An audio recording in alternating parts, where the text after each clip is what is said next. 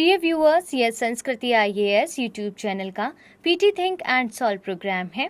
इस प्रोग्राम के अंतर्गत प्रत्येक दिन यूपीएससी और स्टेट पीसीएस से संबंधित 5 प्रश्न व्याख्या सहित उत्तर के साथ दिए जाएंगे।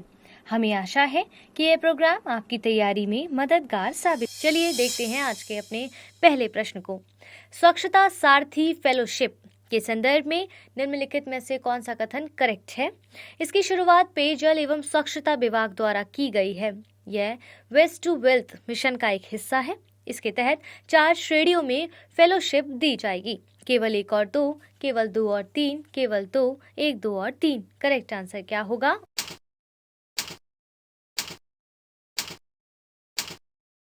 Option C. भारत सरकार के प्रधान वैज्ञानिक सलाहकार कार्यालय ने वेस्ट टू वेल्थ मिशन के तहत स्वच्छता सारथी फेलोशिप 2022 की घोषणा की है। अतः कथन 1 सही नहीं है, जबकि कथन 2 सही है।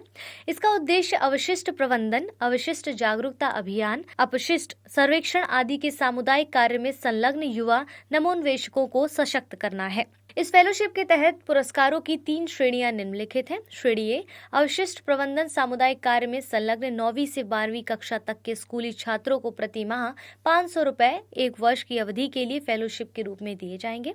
श्रेणी बी, अपशिष्ट प्रबंधन सामुदायिक कार्य में संलग्न कॉलेजों के छात्रों को 1000 रुपए प्रति माह 1 वर्ष की अवधि के लिए फेलोशिप के रूप में दिए जाएंगे। श्रेणी सी, स्वयं सहायता समूह या स्वच्छता कार्यकर्ता इस श्रेणी में शामिल है। एक स्वयं सहायता समूह से अधिकतम 2 नागरिक फेलोशिप के लिए आवेदन कर सकते हैं। इन्होंने 2000 रुपए प्रति माह 1 वर्ष की अवधि के लिए फेलोशिप के रूप में दिए जाएंगे। अतः कथन 3 सही नहीं है। इसके तहत अधिकतम फेलोशिप की संख्या 500 रुपए है। वेस्ट टू वेल्थ मिशन यह प्रधानमंत्री विज्ञान प्रौद्योगिकी और नवाचार सलाहकार परिषद के 9 राष्ट्रीय मिशनों में से एक है। मिशन का नेतृत्व भारत सरकार के प्रधान वैज्ञानिक सलाहकार के कार्यालय द्वारा किया जाता है और इसीलिए विकल्प सी इसका करेक्ट आंसर होगा। दूसरे प्रश्न को ध्यान से देखिएगा। चर्चा में रहा पद गोस्ट आर्मी संबंधित है।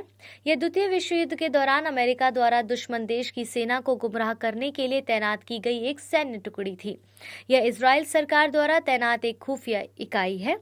यह भारत छोड़ो आंदोलन के दौरान जयप्रकाश नारायण द्वारा गठित एक क्रांतिकारी संगठन था। यह चीन द्वारा भारतीय सीमा पर तैनात एक सैन्य टुकड़ी है।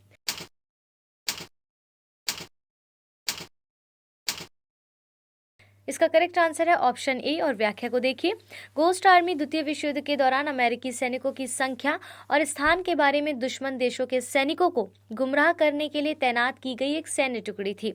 वर्ष 1944 में इस टुकड़ी को जर्मन सैनिकों को गुमराह करने और उनके फैसलों में हेरफेर करने के लिए एक मिशन सौंपा गया था।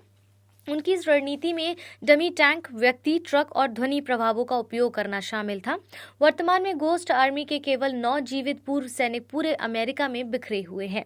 इसके अस्तित्व को वर्ष 1996 में समाप्त कर दिया गया था।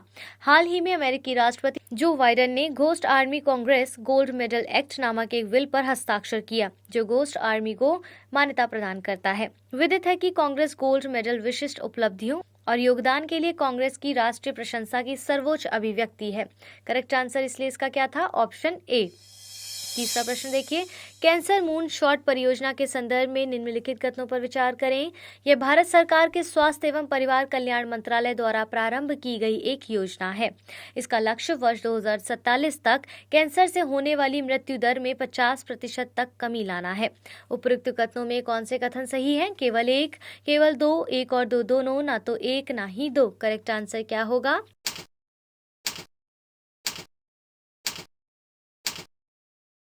Option B.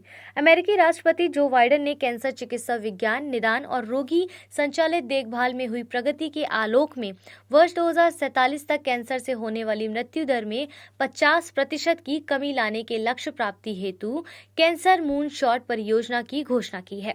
अतः कथन 1 सही नहीं है, जबकि कथन 2 सही है। पहली बार कैंसर मून शॉट परियोजना की शुरुआत वर्ष 2016 में जो बाइडेन द्वारा की गई थी, जब वह बराक ओबामा प्रशासन में उपराष्ट्रपति थे। इस परियोजना में इम्यूनोथेरेपी में सुधार, ट्यूमर की मैपिंग, रोगियों के साथ जुड़ाव, दवा प्रतिरोध को संबोधित करना, कैंसर का शीघ्र पता लगाना और कैंसर अनुसंधान का विस्तार करना शामिल है। चौथे प्रश्न को देखिए, यह भारत में गोल्डन लंगूर के आवास के रूप में ज्ञात स्थानों में से एक है। यहाँ कोच राजवंशी, बोरो, गारो, राभा और गोरखा जनजातियां निवास करती हैं। यह एई नदी के तट पर स्थित है। यहाँ की पहाड़ियों पर एक प्राचीन शिव मंदिर भी स्थित है।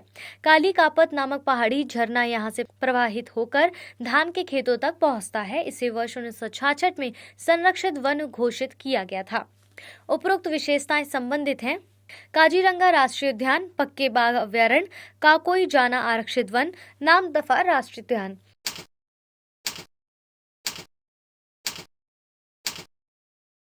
सही उत्तर क्या होगा? Option C, Kakoijana reserve forest Assam के बोगाई गांव में स्थित है, जो गोल्डन लंगूर से ज्ञात निवास स्थानों में से एक है। यह राजाबोंगशी, बोरो, गारो, राभा और गोरखा जनजातियों का निवास स्थान है। ई नदी के तट पर स्थित यह लगभग 15,000 बीघा भूमि क्षेत्र को कवर करता है। इसे 29 अप्रैल 1966 को आरक्षित वन घोषित किया गया था। यहाँ काली कापत नामक एक पहाड़ी झरना है, जो जंगल से प्रवाहित होकर धान के खेतों तक पहुँचता है। यहाँ एक पहाड़ी पर प्राचीन शिव मंदिर स्थित है। हाल ही में असम सरकार द्वारा इसे वन्यजीव अभयारण्य घोषित करने का प्रस्ताव किया गया, जिसका वहाँ के स्थानीय निवासियों और विरोध का किया जा रहा है।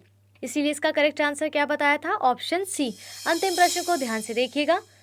समुद्री घास के संदर्भ में निम्नलिखित कथनों पर विचार करें। यह पारिस्थितिकी तंत्र के अच्छे स्वास्थ्य के जैव संकेतकों में से एक है। यह क्षेत्र अत्यधिक उत्पादक स्थल है, जो कई महत्वपूर्ण मछली प्रजातियों के भोजन, प्रजनन और आश्रय स्थल के रूप में भी कार्य करता है। हाल ही में पुलिकट झील में उपस्थित समुद्री घास के क्षेत्रों में वृद्धि दर्ज की गई है। उपरोक्त कथनों में से कौन से कथन करेक्ट है? केवल 1 और 2, केवल 1 और 3, केवल 2 और 3, 1, 2 और 3। करेक्ट आंसर क्या होगा?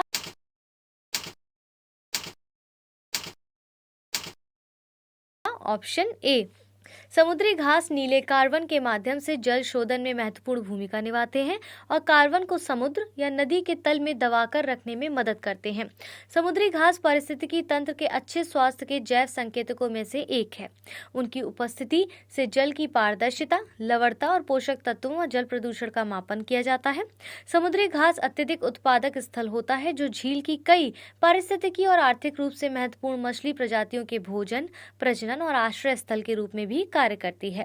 हाल ही में चिल्का विकास प्राधिकरण के जारी सर्वेक्षण में चिल्का झील में उपस्थित समुद्री घास के क्षेत्र में 33% की वृद्धि दर्ज की गई है और इसीलिए इसका करेक्ट आंसर क्या होगा? Option A.